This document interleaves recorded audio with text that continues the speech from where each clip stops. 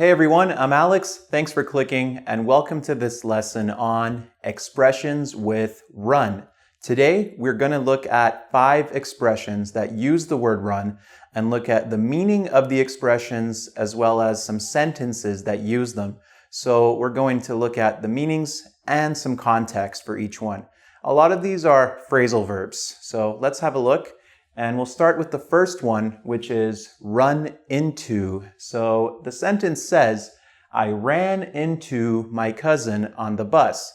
Now, again, you can run into someone or something, but specifically, when you run into someone, this means that you meet them by accident. Okay, so to run into is to meet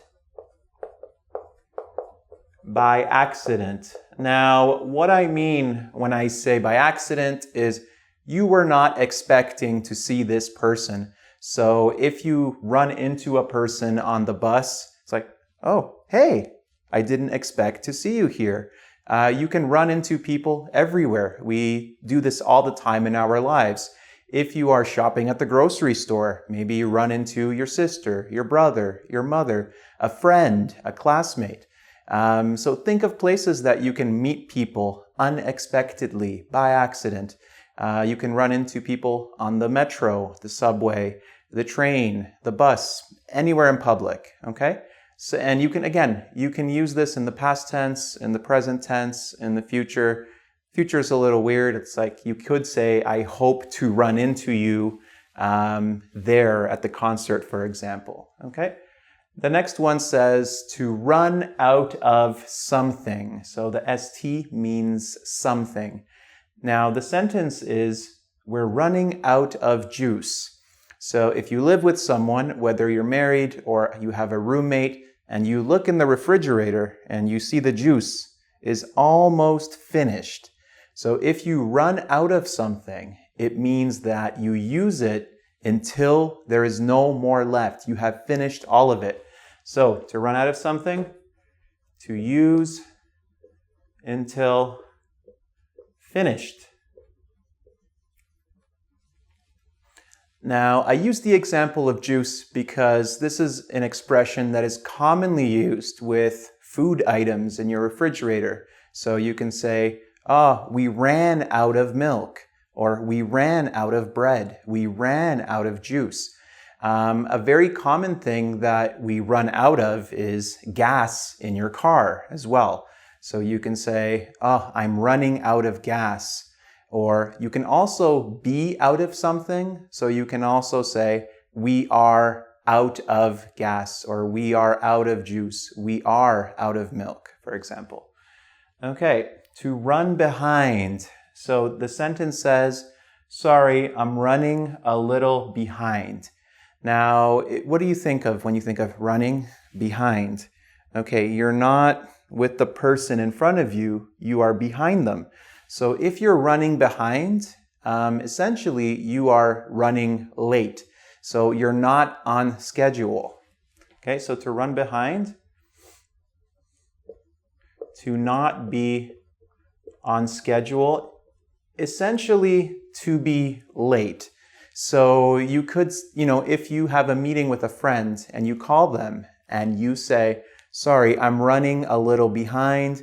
This means something happened to make me late and I'm going to be 5 minutes late, 10 minutes late. And you can even give a time for how long you're running behind. So you could say, sorry, I'm running behind by 10 minutes or I'm running behind by 5 minutes, something like that, okay? The next one is to run against someone or something. The sentence says, Obama ran against McCain in 2008. So we're talking about a presidential election that occurred in politics. And what do you think this means? If you know anything about the presidential elections in the United States, that Obama was in opposition to John McCain in 2008. So they were running against each other like a race. So to run against someone means to be in opposition to them. Now, this is an expression that is very specific to politics. So you can say, hey, who is he or who is she running against in the next election? So one more time, it means to be in opposition. Sorry for my B there, it's a little fancy. Okay. Now, again, you can also run against something. Specifically, I think of the word time. If I say I'm running against time, that, time is always going to win. And if you're doing a project, you could say I'm running against the clock. I'm running against time. I'm in opposition to time or the clock. Okay? And the last one is to run something by someone. So the example sentence says, could you run this by Mark first? Now, if you have an idea for a presentation, for example, if you're working in a group and you're talking with one of your partners, and there's a third partner in the group, but the third partner is not here right now. And you talk about, an idea with your partner and you say, okay, this sounds like a good idea. However, I want to get Mark's opinion on this idea first, our third partner who is not here. So if you run something, the something is usually an idea, okay? If you run something by someone, it means that you're telling someone something to get their opinion. So you say like, okay, this sounds good, but I want to run it by this person first because they need to know and I want their opinion on this subject. Okay? So to run something by someone, to tell someone something, to get their opinion.